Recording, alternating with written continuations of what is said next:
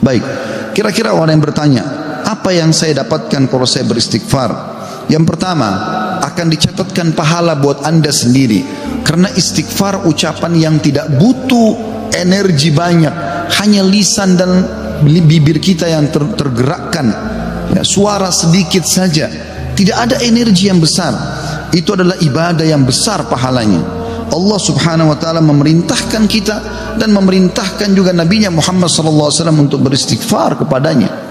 Allah berfirman di dalam surah Mu'min ayat 55, A'udzu billahi minasyaitonir rajim, fasbir inna wa'dallahi haqqun wastaghfir li dzambik wastaghfir li dzambika wasabbih bihamdi rabbika bil asyi wal ibkar. Maka bersabarlah kamu, hai Muhammad dan pengikutmu, dalam melalui kehidupan dunia dengan segala macam cobaannya. Toh ada kehidupan akhirat yang akan abadi dengan nikmat. Karena sungguhnya janji Allah itu benar, tidak ada kedustaan. Salat, puasa, zakat, bakti sama orang tua, bersedekah, zikir, doa, apa saja kerjakan, semua akan kau dapatkan hasilnya. Dan mohonlah ampunan untuk dosamu, hai Muhammad, dan pengikutmu juga perintahkan mereka lakukan itu. Dan bertasbihlah seraya memuji Tuhanmu pada waktu pagi atau pada waktu petang dan juga pagi hari. Kemudian juga Allah mengatakan dalam surah Al-Muzammil ayat 20, a'udzubillahi minasyaitonir rajim, wastaghfirullah innallaha ghafurur rahim. Dan mohonlah selalu ampunan kepada Allah, istighfar, sesungguhnya Allah Maha Pengampun lagi Maha Penyayang. Dan yang terakhir ayat Al-Quran adalah Al-Imran 133. Tentu ayat banyak sekali, tapi saya singkatkan di sini karena khutbah Jumat. A'udzu billahi minasyaitonir rajim, wasari'u ila magfiratin min rabbikum wa jannatin arduhas samawati wal ardu iddat lil muttaqin. Dan bersegeralah kamu kepada ampunan dari Tuhanmu dan kepada surga yang luasnya seluas langit dan bumi yang disediakan untuk orang-orang beriman. Yang kedua, saudaraku seiman, istighfar sebab utama datangnya rezeki. Allah menyebutkan dalam Al-Quran, ya, apa yang diucapkan oleh lisan nabinya yang mulia Nuh alaihissalam dalam surah Nuh ayat 10 sampai ayat 12. A'udzu billahi minasyaitonir rajim. Faqultu astaghfiru rabbakum innahu kana ghaffara yursilis samaa 'alaikum midrara wa yumditkum bi amwalin wa banina wa yaj'al lakum jannatin wa yaj'al lakum anhara. Maka aku berkata kepada kaumku, ya Allah, kata Nabi Nuh, mohonlah ampun kepada Tuhan kalian, sesungguhnya Dia Allah adalah Maha Pengampun. Niscaya dengan mohon ampun istighfar kalian itu, Dia Allah akan mengirimkan hujan kepadamu yang lebat, dan memperbanyak harta juga anak-anakmu, dan mengadakan untukmu kebun-kebun, dan mengadakan di dalamnya sungai-sungai. Juga dalam surah Hud ayat 52, Allah subhanahu wa ta'ala berfirman, A'udzu billahi minasyaitonir rajim, ya qaumi, Nabi Hud berkata alaihissalam, ya qaumi istaghfiru rabbakum thumma tubu ilaihi yursilis samaa 'alaikum midrara wa yazidkum quwwatan ila quwwatikum wa la tatawallaw mujrimin. Hai kaumku, kata Nabi Hud alaihissalam, banyaklah mohon ampunlah kepada Tuhan kalian dan bertobatlah kepadanya. Niscaya pasti dengan istighfar dan tobat kalian, Dia menurunkan hujan yang sangat deras atasmu. Maksudnya subur, hujan bukan mematikan tapi membawa berkah. Dan Dia akan menambahkan kekuatan kepada kekuatanmu, fisikmu akan kuat, fikiranmu, jiwamu akan sehat. Dan janganlah kamu berpaling dengan berbuat dosa. Al-Qurtubi rahimahullah berkata tentang tafsir surah Hud ayat 52, di dalam ayat-ayat ini terdapat dalil bahwa istighfar digunakan untuk meminta rezeki dan hujan. Juga Ibnu Katsir berkata rahimahullah dalam tafsir beliau surah Hud ayat 25, jika kalian bertobat dan memohon ampunan kepada Allah serta kalian mentaatinya, niscaya Allah akan memperbanyak rezeki kalian, memberikan kalian minum dengan nikmat-nikmat langit, mengeluarkan untuk kalian nikmat-nikmat bumi, menumbuhkan untuk kalian tumbuh-tumbuhan, mengalirkan untuk kalian air, dan menjadikan untuk kalian kebun-kebun. Di dalamnya terdapat berbagai macam buah-buahan, dan Dia menyelingi di antara kebun-kebun tersebut sungai-sungai yang mengalir. Yang ketiga, saudaraku seiman, istighfar sebab masuk ke dalam surga. Sebagaimana kita sudah tahu bersama-sama, salah satu zikir pagi dan petang yang sangat dianjurkan adalah membaca sayyidul istighfar, tuannya istighfar, yaitu lafadznya sebagaimana dinukil dari Nabi SAW, beliau mengatakan, Allahumma anta rabbi la ilaha illa anta khalaqtani wa ana abduka wa ana ala ahdika wa wa'dika mastata'tu a'udzu bika min syarri ma sana'tu abu'u laka bi ni'matika alayya wa abu'u bidzambi faghfirli fa innahu la yaghfirudz dzunuba illa ant. Yang artinya, ya Allah, sungguhnya Engkau adalah Rabbku, penciptaku. Tidak ada Tuhan yang berhak disembah kecuali Engkau. Engkaulah yang telah menciptakanku dan aku adalah hambamu. Aku senantiasa berada dalam perjanjian bersamamu. Maksudnya mentauhidkan Allah dan tidak bermaksiat. Dan aku yakin akan janjimu tentang pahala bagi orang mukmin semampuku. Aku berlindung kepadamu dari kejelekan yang aku perbuat.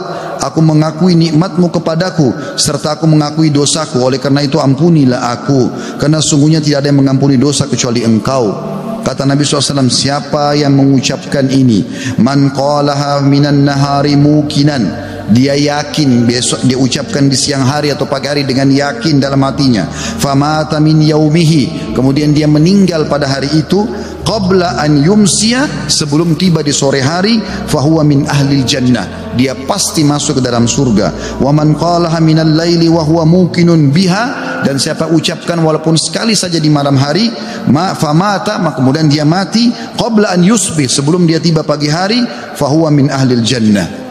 Yang keempat, istighfar adalah sebab dihapuskannya dosa. Mohon maaf kalau sedikit panjang, saya minta waktu sekian beberapa menit lagi. Qatada berkata radhiyallahu rahimahullah, sesungguhnya Al-Quran menunjuki kalian tentang penyakit dan penyembuhannya, yaitu dosa adalah penyakit dan penyembuhannya adalah istighfar. Allah berfirman, a'udzubillahi minasyaitonir rajim, dalam surah Al-Imran 135, walladzina idza fa'alu fahishatan aw zalamu anfusahum dzakarullaha fastaghfaru lidzunubihim wa man yaghfiru dzunuba illallah wa lam yusirru ala ma fa'alu hum ya'lamun. Dan juga orang-orang yang apabila mengerjakan perbuatan keji dan menganiaya diri mereka, kalau mereka buat dosa, maka mereka ingat kepada Allah lalu mereka memohon ampun terhadap dosa-dosa mereka, dan siapa lagi yang dapat mengampuni dosa selain Allah, dan mereka terus mereka tidak meneruskan perbuatan dosa itu sedang mereka mengetahuinya. Kemudian teman-teman sekalian, selanjutnya adalah yang kelima, istighfar mencegah hukuman dari Allah Subhanahu wa taala. Saya ambil satu saja. Al Hasan Basri rahimahullah berkata, wahai anak Adam, meninggalkan dosa lebih ringan bagimu daripada mencari taubat. Dan ketahuilah bahwasanya pada saat kau meninggalkan perbuatan dosa atau kau beristighfar pada saat berbuat dosa, maka azab Allah tidak akan datang. Karena Allah berfirman dalam surah Al-Anfal ayat 33, a'udzubillahi minasyaitonir rajim, wa ma kana Allah liyu'adzibahum wa anta fihim, wa ma kana Allah mu'adzibahum yastaghfirun. Dan Allah sekali-kali tidak akan mengadab mereka sedangkan kamu berada di tengah-tengah mereka, hai Muhammad, dan tidak pula Allah akan mengadab mereka sedang mereka selalu memohon ampun. Yang keenam, istighfar sebab diangkatnya derajat. Dalam sebuah hadis, ajarkan bab ini kepada anak anda. Dalam hadis riwayat Ahmad dengan sanad hasan, kata baginda Nabi SAW, Inna Allah Azza wa Jalla yarfa'ud darajati lil abdi salihi fil jannah fayaqulu ya Rabbi anna li hadhihi fayaqulu bi istighfari waladika lak. Sesungguhnya Allah yang maha suci dan maha tinggi mengangkat derajat seseorang hamba saleh di surga sehingga dia bertanya, yang sudah mati diangkat derajatnya tinggi di surga. Hamba ini bingung, dia tidak pernah merasa berbuat amal yang bisa membawa dia ke derajat itu. Lalu dia bertanya, wahai Rabbku, dari mana nikmat ini hamba dapatkan? Maka kata Allah SWT, dari istighfar anakmu untukmu. Yang ketujuh, istighfar adalah sebab disucikan hati. Sebagaimana Nabi SAW bersabda, innal mu'mina idza adzama dzamban kanat nuqtatan sauda'u fi qalbihi. Kalau seorang mukmin berbuat dosa akan menjadi titik hitam dalam hatinya. Fa in taba wa naza wastaghfara su'ika qalbuhu minha. Kalau dia bertaubat kemudian dia beristighfar kepada Allah, meninggalkan dosanya, maka akan diangkat noda hitam itu dalam hatinya. Fa in zadat hatta taglufa qalbu fadzalika ar-rana alladhi dzakarahu Allah fi kitabihi kalla barrana ala qulubihim ma kanu yaksibun. Dan kalau seandainya dia bertaubat dan meninggalkannya serta beristighfar, hatinya kembali bersih darinya, dan kalau dia tambah melakukan dosa, maka bertambah pula titik hitam itu sampai menutupi seluruh hatinya. Dan itulah makna kalimat ar-ran dalam firman Allah Subhanahu wa taala, sekali-kali apa yang selalu mereka usahakan itu menutupi hati mereka. Surah Al-Mutaffifin ayat 14. Dua poin yang terakhir teman-teman sekalian, yang ke-8 adalah istighfar sebab memperoleh anak dan keturunan. Dinukil dalam sebuah riwayat disebutkan oleh Abu Hanifah rahimahullah dalam musnadnya, bahwasanya seseorang datang mengeluh dari Jabir bin Abdullah radhiyallahu anhu, seseorang mengeluh kepada Nabi SAW lalu berkata, ya Rasulullah, ya sesungguhnya orang semua punya anak tapi aku sendiri yang tidak punya anak. Maka kata Nabi SAW, mana kau dari dua senjatamu, memperbanyak sedekah dan istighfar, maka dengannya kau akan diberikan rezeki. Kata Jabir bin Abdullah, orang itu pun mengamalkan, lalu saya menyaksikan orang itu dikaruniai 9 orang anak, semuanya laki-laki. Kesembilan dan terakhir adalah istighfar sebab menikmati kesehatan dan kekuatan, sebagaimana dijelaskan dari dalam surah Hud ayat 52 dan sudah saya bacakan tadi ayatnya, saya tidak ulangi, tapi potongan ayatnya adalah yazidkum quwwatan ila quwwatikum. Istighfar menyebabkan bertambahnya kekuatan di atas kekuatan. Izinkan saya teman-teman sekalian menyampaikan sebuah kisah yang berhubungan dengan masalah ini, atau dua buah kisah ringkas. Ada seseorang di Irak dulu pernah berdagang, kemudian dia menemukan semua pedagang di pasar laku barangnya kecuali dia, dan dia orang miskin. Dia mengatakan, saya pun dulu di dekat barang saya sampai menjelang sore belum laku-laku.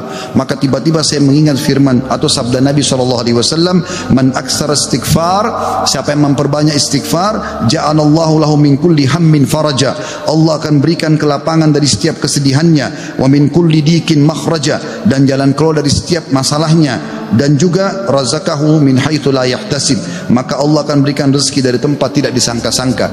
Maka dia bilang, saya pun beristighfar kepada Allah, dan terjadi satu keajaiban yang luar biasa. Ternyata datang kepadaku hampir seluruh pedagang pasar datang, dan mereka memperebutkan barang daganganku.